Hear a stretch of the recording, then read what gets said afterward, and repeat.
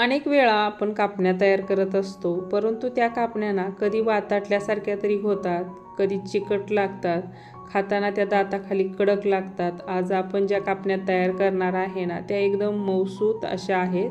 मऊसूत कापण्या होण्यासाठी आपल्याला गुळवणी कशी तयार करायची आहे किंवा कापण्या तळताना कापण्याला एकसारखा कलर येण्यासाठी कशा तळायच्या आहेत, ही सर्व माहिती आपण या रेसिपीमध्ये दिलेली आहे. रेसिपी शेवटपर्यंत बघा. नमस्कार, मी सपनास इंडियन फूड्स कुकिंग रेसिपीमध्ये मी तुम्हा सर्वांचे स्वागत करत आहे. आषाढ स्पेशल आज आपण कापण्या बनवतोय आणि थोड्याशा वेगळ्या पद्धतीने बनवतोय. म्हणजे आज आपण काय करणार आहे, नॉर्मल पाण्यामध्ये गुळ मिक्स करून त्याची गुळवणी तयार करणार आहे. प्रत्येकदा आपण काय करतो, गुळवणी तयार करतो, थंड झाल्यानंतर मग आपण गव्हाच्या पिठामध्ये मिक्स करून घेतो. तसं न करता नॉर्मल पाण्यामध्येच इथं आपण गुळ मिक्स करणार आहे. त्यासाठी आपण गुळ घेताना मापाने 1.5 माप, वजनी प्रमाण म्हटलं तर 300 ग्रॅम एवढा गुळ घेतलेला आहे. त्याच्यामध्ये 1 फूल भरून मापाने आपण पाणी ओतून गुळात आपण मिक्स करून घेणार आहे. गुळ पूर्णपणे आपल्याला पाण्यामध्ये मिक्स करायचा आहे. तोपर्यंत मी इकडं परातीमध्ये गव्हाचं पीठ घेणार आहे. गव्हाचं पीठ इथं आपण मापानेच घेतोय. मापाने आपण 4 माप एवढं गव्हाचं पीठ घेणार आहे, कारण गुळ आपण 1.5 माप घेतलेला आहे ना, त्याच्यामुळे आपल्याला मापानेच गव्हाचं पीठसुद्धा घ्यायचं आहे. आता पीठ आपण बघा इथं चाळून नाही घेतलेलं, बिना चाळताच मी पीठ घेतलेलं आहे. जर तुम्हाला चाळून घ्यायचं असेल तर तुम्ही ह्या ठिकाणी पीठ चाळून घेऊ शकता. आता कापण्या एकदम मऊसूत अशा होण्यासाठी आपल्याला त्याच्यामध्ये तूप गरम करून घालायचं आहे. जर तुम्हाला तेल आवडत असेल तर तुम्ही ह्या ठिकाणी 2 चमचे तेलही घालू शकता, परंतु मी काय केलेलं आहे, 2 चमचे तूप घेऊन तूप थोडंसं गरम करून घेतलेलं आहे आणि नंतर मग इथं तूप आता आपण पिठामध्ये चांगलं मिक्स करून घेणार आहे. पिठाच्या कणाला तूप लागलं पाहिजे असं आपल्याला तूप पिठामध्ये मिक्स करून घ्यायचं आहे. जेवढं आपण पिठामध्ये तूप चांगलं मिक्स करून घेऊ तेवढ्या ज्या कापण्या आहेत त्या एकदम मऊसूत अशा तयार होतात आणि खायलाही छान लागतात. म्हणून आपण इथं बघा दोन्ही हाताने पीठ चांगलं मिक्स करून घेतलेलं आहे आणि पिठाची अशी मूठ तयार झाली की तूप चांगलं मिक्स झालेलं आहे पिठामध्ये. आता आपण काय करूया, पिठामध्ये 4 चमचे एवढं बेसन घालूया, कारण आपण 4 कप आपण गव्हाचं पीठ घेतलं होतं त्यासाठी आपल्याला चमच्याने 4 चमचे बेसनचं पीठ घ्यायचं आहे. आता गव्हाच्या पिठामध्ये आपण इथं बेसनचं पीठ मिक्स करून घेणार आहे. पीठ आपल्याला चांगलं मिक्स करून घ्यायचं आहे. नंतर मग इथं आपण जाडसर अशी वाटून घेतलेली बडीशेप घातलेली आहे. बडीशेप थोडीशी जाडसरच ठेवायची, कापण्यामध्ये खायला छान लागते, त्याच्यामुळे आपण जाडसर बडीशेप, सुंठ पावडर, विलायची पावडर आणि थोडंसं जायफळ घालायचं. गुळाचा कोणताही पदार्थ असू द्या, जायफळ घातला तो पदार्थ छानच लागतो. चवीनुसार आपण मीठ घालणार आहे. मीठ आपल्याला थोडंसं घालायचं आहे. नंतर बघा इथं आपण गुळही मिक्स करून घेतलेलं आहे पाण्यामध्ये. आता ते गुळाचं पाणी असं गाळणीने गाळायचं. गाळणीने गाळलं की कधी बघा गुळामध्ये सुद्धा बारीक बारीक खडे असतात, त्याच्यामुळे आपल्याला ते गाळणीनेच पाणी गाळून घ्यायचं आहे आणि पिठामध्ये घालून घ्यायचं आहे. पिठामध्ये घातल्यानंतर आता आपण पीठ गुळवणीमध्ये चांगलं मिक्स करून घेणार आहे. पहिल्यांदा आपल्याला पीठ गुळवणीमध्ये चांगलं मिक्स करून घ्यायचं आहे आणि इथं आता आपण पीठ आपल्याला मळून घ्यायचं आहे. आता इथं पीठ मळताना थोडंसं आपल्याला घट्टच मळायचं आहे, जास्तही घट्ट नाही किंवा जास्तही पातळ असं नाही मळायचं. मळताना थोडं घट्ट मळतच जायचं आहे आणि नंतर ज्या राहिलेला गूळ होता त्याच्यामध्ये पण मी पाणी घालून तेही पाणी आपण गाळणीने गाळून पिठामध्ये घालून घेतलेलं आहे आणि इथं पीठ मळून घेतलेलं आहे. आता इथं बघा आपण अशा पद्धतीने पीठ मळलेलं आहे. जास्त घट्टही नाही आणि जास्त पातळही नाही, असं आपल्याला कणिक मळून घ्यायची आहे. कणिक आपण 2 ते 3 मिनिट चांगली मळून घेतली. मळलेली कणकेवरती आता आपल्याला झाकण ठेवायचं आहे आणि 15 मिनिट चांगली कणिक भिजवून घ्यायची आहे. 15 मिनिटानंतर बघा मी इथं उघडलेले आहे झाकण आणि कणिक पण बघा आता चांगली भिजलेली आहे.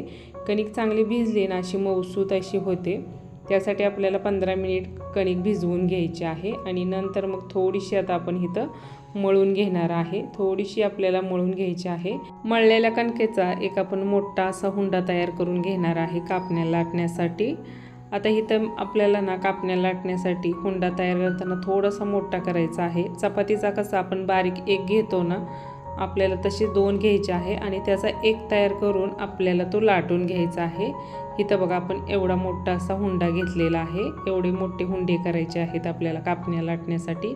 असे आपण सर्व हुंडे ना तयार करून घेणार आहे। पहिल्यांदा आपल्याला तळहातावरती कणिक चांगली मळून घ्यायची आहे आणि असे आपण 4 हुंडे तयार करून घेतलेले आहेत। त्याच्यावरती झाकण ठेवून आपण त्यातला एक हुंडा लाटण्यासाठी घेणार आहे। पोळपाटावरती इथं आपण कापण्याच्या कणकेचा गोळा घेतलेला आहे आणि त्याला दोन्ही साईडला आपण तेल लावून घेतोय। तेल लावल्याचा फायदा काय होतो माहिती आहे का? कापण्या लाटताना तर जी कसकस आपण लावतो ना ती कसकस ना कणकेला चिटकून राहते। त्याच्यामुळे पहिल्यांदा आपल्याला ना कणकेला कापण्याच्या तेल लावूनच लाटायचं आहे।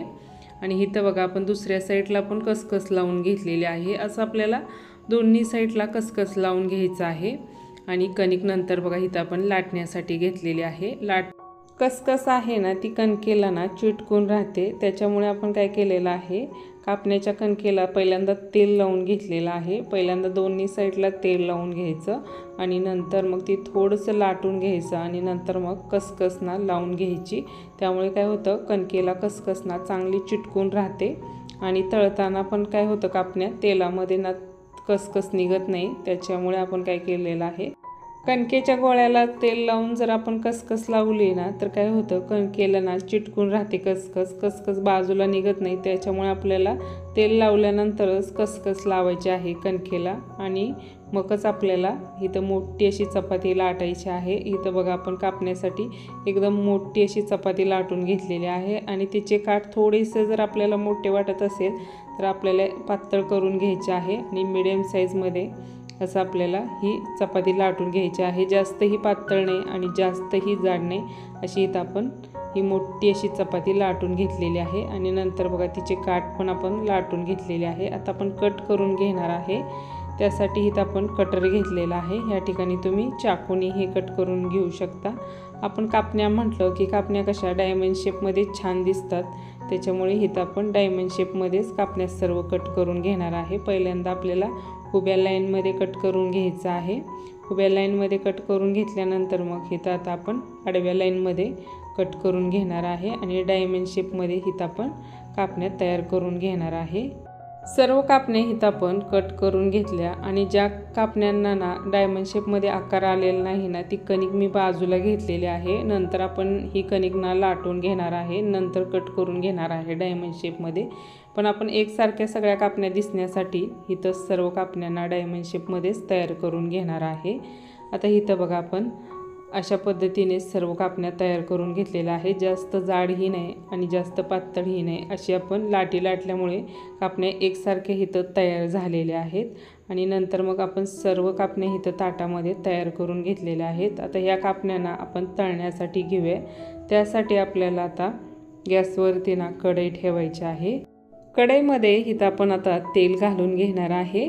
तेल घालताना आपण अर्धा किलो एवढं तेल घातलेलं आहे आणि मीडियम फ्लेमवरती 5 मिनिट गरम करून घेतलं। गरम झाल्यानंतर पहिल्यांदा आपल्याला एकच कापणी घालायची आहे आणि ती तळून घ्यायची आहे। कापणी जर ही पहिली नीट तळून निघली तर आपलं तेल बरोबर गरम आहे, म्हणजे मीडियम फ्लेमवरती चांगलं गरम झालेलं आहे। आणि नंतरच मग त्याच्यामध्ये आपल्याला सर्व कापण्यांना तेलामध्ये सोडून घ्यायच्या आहेत। जर आपण थोड्याशा गार तेलामध्ये कापण्या सोडून घेतल्या तर काय होतील, कापण्या जास्त तेल पितील।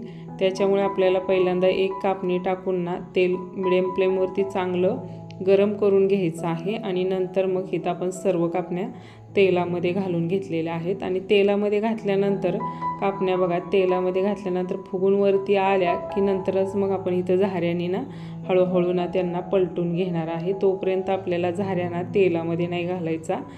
तेलामधून अशा कापण्यावरती टम्म फुगून आल्या की मगच इथं आपण झाऱ्या घालून ह्या सर्व कापण्या बघा तळून घेतोय। आणि तळताना ज्या कापण्या एका साईडनी तळलेल्या आहेत आणि दुसऱ्या साईडनी तळायच्या आहेत तेव्हा आपल्याला इथं कापण्याची साईड पलटून सर्व कापण्या आपण तळून घेणार आहे। कापण्यात तेलामध्ये तळत असताना ना झाऱ्याच्या साह्याने सतत पलटून घ्यायचे आहेत आणि त्या तळून घ्यायच्या आहेत।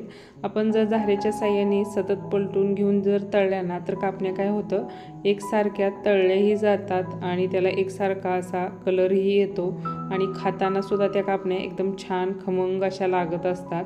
त्याच्यामुळे आपण एकसारखा कलर येईपर्यंत कापण्या तळून घेतलेल्या आहेत। तळलेल्या कापण्या आपण झाऱ्यामध्ये काढून नंतर बघा इथं जाळीच्या झाऱ्यामध्ये काढून घेतलेलं आहे, कारण एक्स्ट्राचं तेल जाण्यासाठी आपण इथं जाळीच्या झाऱ्यामध्ये ह्या कापण्या काढून घेतलेल्या आहेत। दुसऱ्यांदा पण बघा इथं आपण ना कापण्या तेलामध्ये घालून घेतोय आणि सर्व कापण्या आपण तेलामध्ये घालून घेतल्यानंतर आता ह्या कापण्यासुद्धा आपण मिडियम फ्लेमवरतीच तळून घेणार आहे। मिडियम फ्लेमवरती जर आपण कापण्या तळून घेतल्या ना तर कापण्या छान अशा तळून होतात, जास्त त्या करपल्याही जात नाहीत आणि जास्त कच्च्याही राहत नाहीत। त्याच्यामुळे आपल्याला कापण्या तळताना ना नेहमी मिडियम फ्लेमवरतीच तळून घ्यायच्या आहेत। मिडियम फ्लेमवरती तेलाचं टेम्परेचर समान राहतं, त्याच्यामुळे काय होतं कापण्याला पण आणि शंकरपाळ्याला पण एकसारखा कलर येतो। त्याच्यामुळे आपण इथं कापण्या तळताना मिडियमच फ्लेमवरती तळून घेतलेल्या आहेत।